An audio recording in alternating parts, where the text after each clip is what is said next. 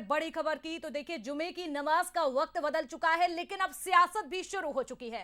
कांग्रेस संचार प्रमुख सुशील आनंद शुक्ला का एक बयान सामने आया कि क्या देश में रमजान और होली की स्थिति पहली बार आई है। ये उन्होंने कहा, समाज में तनाव पैदा करने का काम बीजेपी की ओर से किया जाता है। कांग्रेस ने यह आरोप लगाया, बीजेपी मानसिक रूप से दंगा कराने वाली पार्टी है।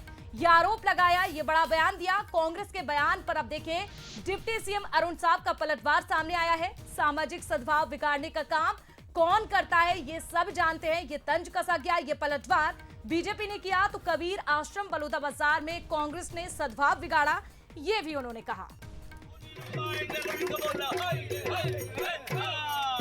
और क्रिकेट में भारत जीत गया, होली भी अनुष्का के संगे होली खेली। अच्छा, अब शुरू कर दे सचिन का दामाद भी खेला हुआ। अच्छा, गेल क्रिकेट की तारे में सबसे बड़ा हाथ कुलदीप यादव का है।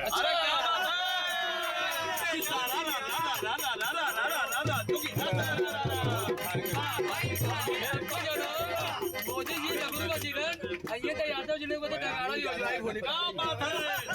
क्रिकेट में देखो, भारत ने पिला दिया है पानी। क्रिकेट में भारत ने देखो पिला दिया है पानी। न्यूजीलैंड को ऐसा छकाया, याद आई उनकी नानी।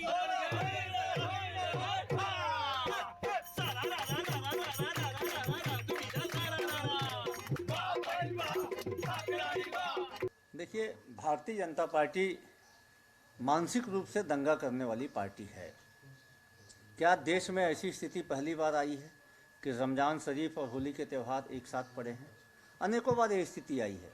वक्फ बोर्ड ने जो किया है वो अपनी सीमाओं से परे जाके किया है, जानबूझ के पैदा करते हैं ताकि समाज में तनाव की स्थिति हो। ये सलीम राज दरअसल भारतीय जनता पार्टी की दंगा कराने वाली जो टूल है उसका एक हिस्सा है। समाज में सौहार्द बिगाड़ने का काम ये कौन करता है, छत्तीसगढ़ की जनता बखूबी जानती है। जिस प्रकार की हरकत बलौदा बाजार की घटना में कांग्रेस की दिखी, कबीर आश्रम में जिस प्रकार से इन्होंने किया, दामाखेड़ा में, और अनेक ऐसे मामले उजागर हुए हैं जब समाज में सौहार्द बिगाड़ने का काम, कानून व्यवस्था को बिगाड़ने का काम, ये तो हमेशा कांग्रेस पार्टी करती रही है।